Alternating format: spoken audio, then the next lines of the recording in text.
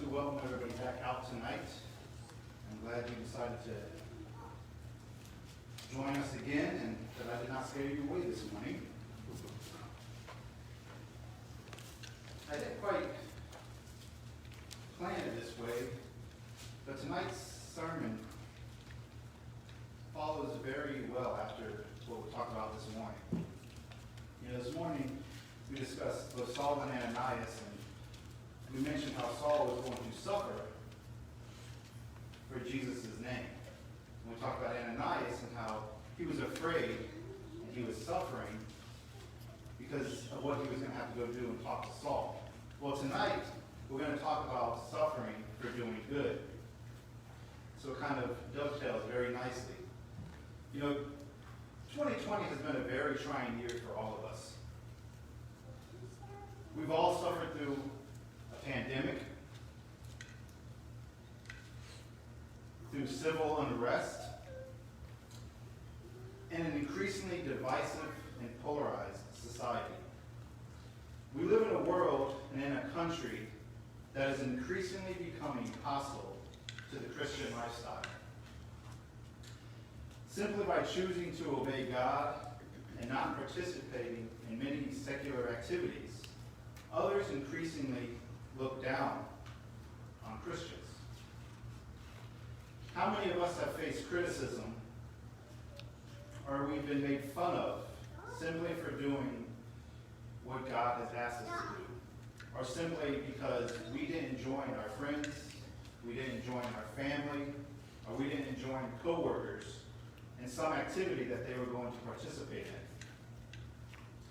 How many of us have heard, simple stuff like, come on, come join us, it'll be fun. Why don't you just lighten up a little bit, come join us in this activity. Why don't you just have a little bit of fun? A little adventure is going to do you some good. How many of us have heard things like that? Perhaps during this pandemic, you've been criticized for not caring about others because you've chosen to attend worship services. Maybe your family has asked you why you don't do some of the things that you've always done, some of the things that your family considers traditions. Maybe your friends have asked, why don't you do the things that you used to do with us before you went to Christ, before you were saved? We all have those influences in our lives, and we all have people who look at us as some weird novelty act. That's that Christian over there. The writer of Ecclesiastes tells us there is nothing new under the sun. So whatever has happened now, it's happened in the past. There's nothing new. So tonight as we look at 1 Peter chapter 4, we'll find that to be true as the Christians in Asia Minor that Peter is writing to. They face very similar issues. His first epistle is written to the Gentiles there in Asia Minor. And they were facing, again, some of the same things that we face today. Many of them grew up in pagan practices, where idolatry, where sexual immorality, drunkenness, and things of that nature were just part of everyday life. For many of them, it was what their family had always done. It was their traditions. For many of them, their friends, their co-workers, and the people that they were around every single day participated in those things. Many of them came out of that lifestyle and grew up doing those things. And so as these Christians started living a life outside of those practices, outside of worshiping these idols, they were put down, they were maligned, and abuse was heaped upon them by their family, by their friends. Those who they held closest to them treated them that way. As Christians today, we are often faced with those same things. So if you will, turn with me to 1 Peter, and we're going to see some advice from the apostle on how to handle those situations. We'll begin reading in chapter 4 and verse 1. 1 Peter chapter 4, we'll begin reading in verse 1. Since therefore Christ suffered in the flesh, arm yourselves with that same way of thinking. For whoever has suffered in the flesh has ceased from sin, so as to live for the rest of the time in the flesh, no longer for human passions, but for the will of God. For the time that is past suffices for doing what the Gentiles want to do, living in sensuality, passions, drunkenness, orgies, drinking parties, and lawless idolatry. With respect to this, they are surprised when you do not join them in that same flood of debauchery, and they malign you. But they will give account to him who is ready to judge the living and the dead. So Peter begins by telling us that Jesus suffered for us while he was in the flesh. And he tells us because of that, we need to arm ourselves with the same attitude that Christ had. You know, Christ came to this earth and he lived as one of us. He lived as a human. And he suffered in the same ways that we suffer. He went through some of the same things that we went through. He was mocked. He was made fun of. His own family rejected him.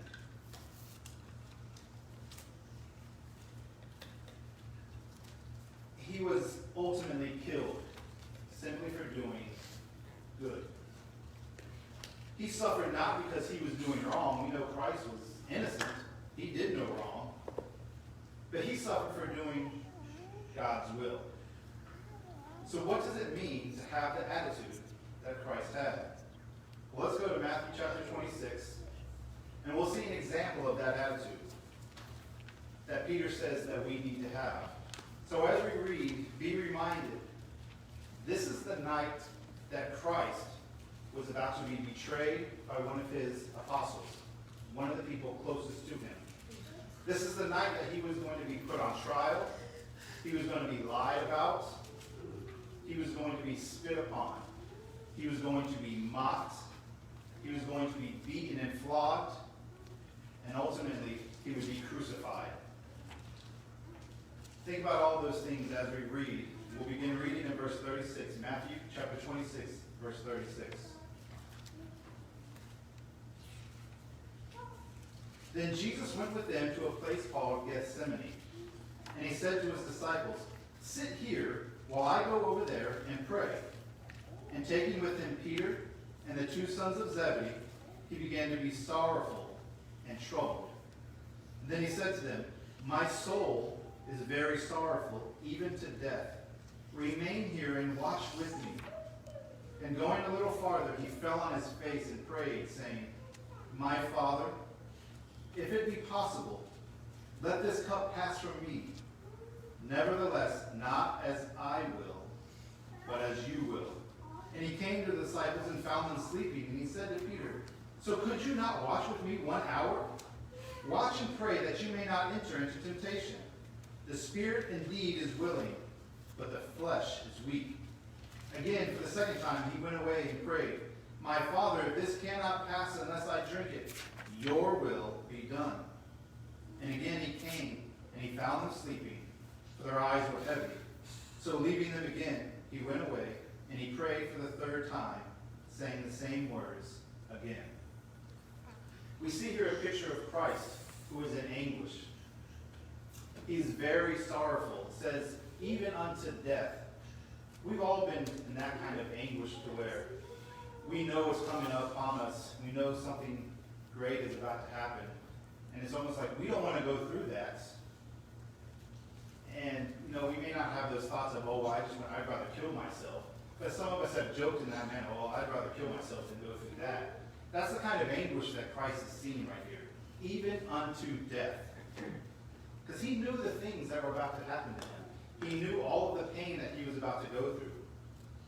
But he knew what God willed, and he knew what had to be done. Even though he knew what the pain would be that he would have to go through. He knew it would lead to both physical and mental suffering, and he knew it would lead to his death. He had told the apostles that, I'm going to die. I'm going to be raised up 3 days later, but the king will be killed. So while he was in anguish, he goes to the Father and he prays 3 times. He prays to the Father each time same thing. That he'll have the strength to do as the Father has willed. And he says, not as I will, but as you will. He prays that knowing the suffering that he's about to go through, simply for doing the Father's will. And he prayed to do God's will and not his own will. And see, that's what we're to arm ourselves with, that line of thinking. To know that we're going to suffer for doing the Lord's will, but it's the Lord's will that we ultimately have to do and not our own will. We need to follow God's will just as Christ did, knowing that there will be suffering for doing the right thing, knowing that people will make fun of us, knowing that people will mock us, and depending on what country you live in, people may imprison you or beat you simply for being a Christian, for doing the Lord's will. So we need to look to Jesus. We need to arm ourselves with that attitude of knowing you're going to suffer, but you do so in order to obey what God has willed. So as we look back at 1 Peter again, Peter goes on to say that those who have suffered like Christ, they have ceased from sin. The admonition here is that when we choose to do God's will and suffer for it, that's when we know we have ceased from sin. Because we're doing God's will, we're not doing our own will. Why? Because we have chosen God over our own human fleshly desires. See, the Christians in Asia Minor, they're surrounded by what Peter says is people living in sensuality, people living in passions, in drunkenness, in orgies, drinking parties, and lawless idolatry. That's what they're surrounded with. And many of these Christians have family and friends that are partaking, as we said before. Many of them grew up doing those things, and they've come out of that lifestyle. Peter tells them to continue to put away those sinful desires and choose to do God's will. They've been doing that. Peter reminds them, continue to do that. Continue to put those things away. Continue to live for Christ. You know, they made a choice to do what God has said, to follow him and not follow themselves. They left behind all those things that the Gentiles want to do, and they left behind the life of sin to do God's will. And this is the great point of contention with their society and these Christians. This is why they are being made fun of. This is why they are suffering. It says they're surprised when you don't join them. So when these Christians are choosing to do God's will, the people around them, they're surprised. They're surprised that they're choosing to do those things and they're not doing the things that they've always done.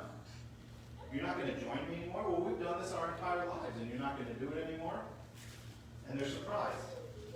But they don't just end there. They take that surprise and they malign them. They mock them. They make fun of them for doing those things. And that's the kind of things that we face today, isn't it? When we turn away from the sin that we've always done, we have friends and family that ask us why. We have friends and family and co-workers that jeer us and mock us. But when the Christians there turned away, it says they ceased from sin, meaning they put away their human desires. They've started to live for God. And when we choose to follow Christ, we do the same thing. We too are ceasing from sin. In verse 5 of 1 Peter 4, it says, those who continue to live for human desires and passions will give account of those things in the end. So they may have pleasure now. They may mock us now. They may make fun of us, persecute us. But God says that in the end, they're going to give account of those things. They will suffer eternally. You see, there's a natural contrast here. Yes, Christians will suffer verbal abuse and be reviled for choosing to do God's will and for choosing to not partake in those things that our society partakes in. But we have an eternal home, an eternal joy. So while we suffer here, we know in the end, if if we have chosen God, that we will have eternal joy. But those living for human passions, they may have fleeting joy now. They may mock us and laugh at us and have fun here on earth and that pleasure that they seek. But in the end, they're going to suffer just as we suffer. Only their suffering will be for all time. It's going to be eternally. You see, just as Jesus suffered for doing good and choosing to do God's will, the Christians in Asia Minor, they suffered too. And brothers and sisters, we will suffer too. So we need to arm ourselves with the same attitude as Christ. As we started tonight, we noticed how we are faced with the same issues that they have. We're often maligned and we're often mocked for doing God's will like they were. We're faced with the same choices that they are faced with. We can choose to do our own will, or we can choose to do God's will. We can choose to be set apart as God has chosen to set us apart. Just like them, we have friends. Just like them, we have neighbors and co-workers. Just like them, we have family who will malign us for choosing to do good. You know, in chapter 3 of 1 Peter, it says that they often were faced with questions. And these aren't legit questions. These are questions to mock these Christians. Why aren't you doing these things? Why do you do what you do? We're faced with those same questions. And it's just like Jesus had many questions posed to him from the Pharisees and Sadducees trying to get him and trying to catch him in some sin or some lie. That's the kind of questions that we face about why are we doing. It's not legit questions about they really want to know. They're mocking us. And we get those same things.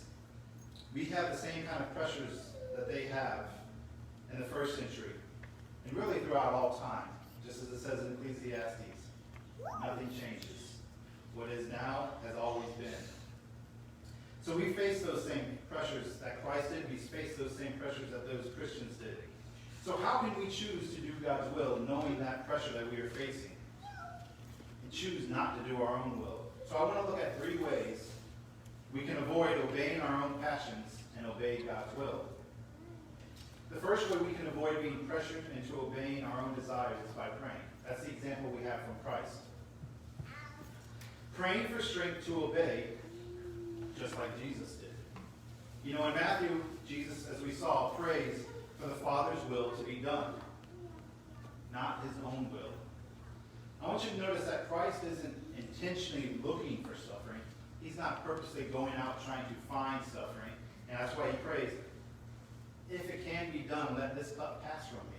He doesn't want to go through these things. He's not intentionally looking to go suffer. But he knows, if that's what has to be done to do God's will, then I'm willing to do that. I'm willing to suffer for that. So he's willing to suffer. It's not that he's intentionally trying to find it. So he prays for strength to carry out God's will. It's a simple prayer. It's a simple prayer. Not my will, your will. He prays for the strength to make the right choice. His flesh wants to avoid that suffering, but he knows the easy way is not to let these people that have come with Judas, these guards, take him away. He knows he can run, he can flee. Christ can make those decisions and not let them do these things. We sing a song that says, 10,000 angels can come down and destroy the world. Christ could have called those 10,000 angels at any time he wanted to destroy all of them and avoid all of that suffering. But Christ doesn't do that. He goes through that suffering, and he goes through that suffering for us. He goes through that suffering for our salvation. Christ prays that he has the strength to take the suffering, or to take the strength to have the strength to take the way of intense suffering, not the easy way out. Because that's what God has willed. So Christ knows what the Father is, just as we know what the Father's will is. We read it, we study it, we pray about it, we talk to each other about it. Christ knew what the consequences of doing the Father's will was. We too, we know what the consequences are.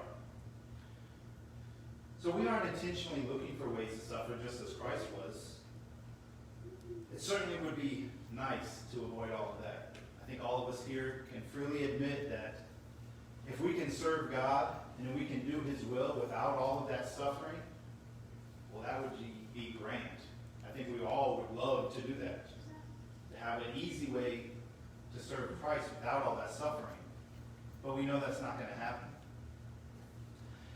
We know just as Christ did that there's going to be suffering for doing good, and just as Christ was willing to accept that suffering, we need to be willing to accept that suffering no matter how hard it gets.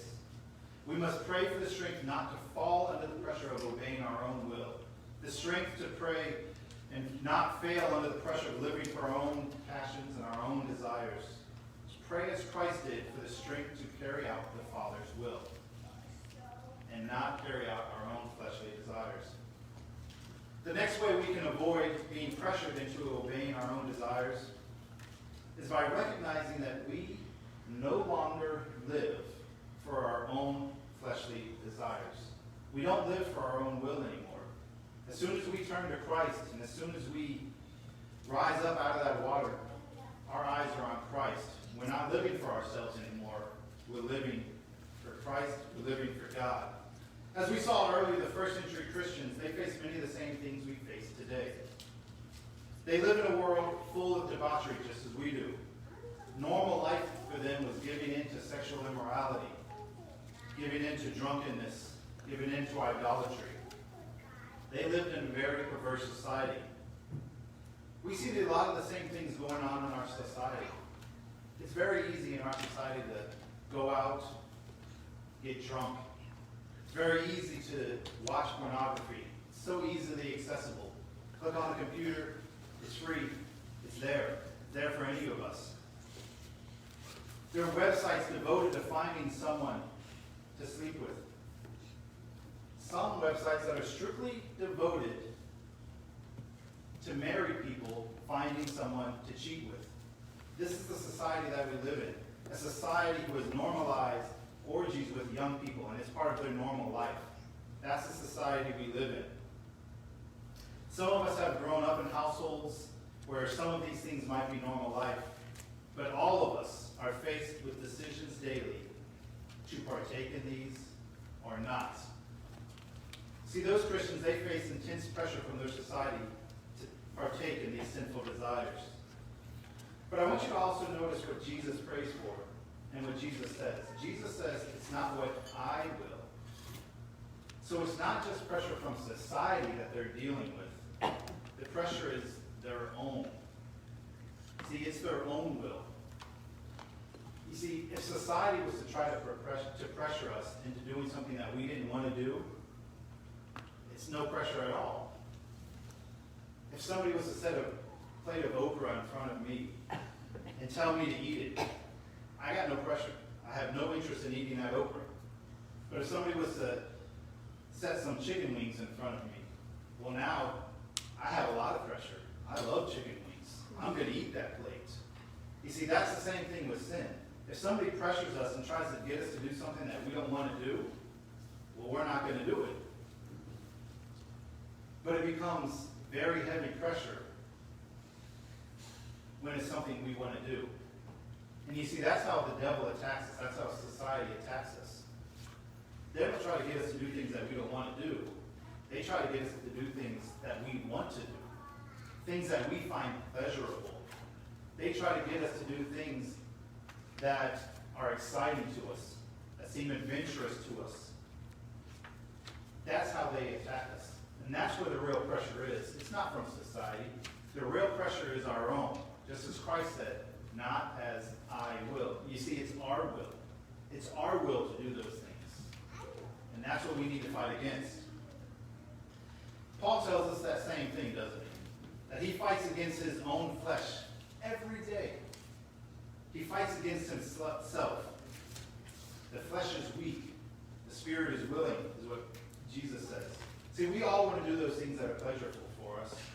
We don't want to face our friends and the family and the jokes that they may have, but ultimately, the malign, the heat, the abuse that is heaped upon us, it's because of ourselves. We don't want to face those things. But if there's no pressure on us because we don't find something pleasurable, then there is none. Those things don't matter to us. So it's our own will. Just like those Christians in Asia Minor, we have a choice to make. We can choose to live a life as we used to live before we came to Christ, living for our own desires, living for our own passions, doing those things that we find pleasurable. We can choose to please ourselves. We can choose to please our friends, our family. We can choose to please our co-workers, our neighbors, and all of society by obeying those desires. Or we can choose to please God. We can choose to obey His will. See, it's not enough just to choose to not partake in their old sinful life. We must instead choose to do God's will, and that's our choice. You see, Jesus, knowing the suffering that was coming His way, He didn't choose to take the easy way out and destroy all of the earth or run away. No, He chose suffering. He chose to sacrifice Himself for us. He chose to pay that redemption price on that cross and to give us salvation. So that's the attitude we need to have. Choose to do God's will. Sacrifice our earthly bodies. Sacrifice the things that we find pleasurable, the things that we desire, knowing that we're going to suffer when we choose not to do those things, when we sacrifice those things and cut them out of our lives, and we do good, and we do God's will, knowing we will suffer. So whatever desire you have, choose to do God's will instead. The last way we can avoid being pressured is by recognizing that our choice, whether it is good or whether it is bad, is going to be judged. So in verse 5, again, Peter says that those who are living for their earthly passions, they're going to give an account to Him who is ready to judge. We know that all people are going to give that account. So the choice we have is not one of, are we going to suffer or are we not going to suffer? Brothers and sisters, again, we will suffer. The question is, will we suffer for doing good? Will we choose to ignore our friends, to ignore our family, to ignore our co-workers, to ignore our society, and ultimately to ignore ourselves when we are pressured into that lifestyle, into doing our own human passions? Knowing that in doing so, we're going to have pleasure. If we do those things, we know we're going to have pleasure. But ultimately knowing that we're going to suffer for those things. Or will we choose God? Will we choose the way that is right? Will we choose the way that is good? And ultimately knowing that when making that choice, we will suffer here on earth. But knowing that eternally, we have a home in heaven where there is eternal joy. So will we please God and suffer here on earth and gain eternal joy, or will we please ourselves and have pleasures here on earth, but gain eternal suffering? Just as Jesus said, not as I will, but as you will. What will we choose? You know, the world's going to make fun of you. It's going to. They'll try and get you to sin. Your own passions, your own desires are going to try to get you to sin. When that happens, we need to look to Jesus. We need to have that same attitude that He had. To put God's will above all else. To put God's will above our own suffering. To put God's will above our own desires. We need to pray that we have the strength to do that. And then choose to do it and put away sin. Cease from sinning. Flee those fleshly, sinful passions and turn and run. Flee those things. Turn and run to God. Knowing that those things are going to lead to eternal suffering, but instead, if we choose God, we'll have eternal joy. So we do so knowing that we will suffer either way.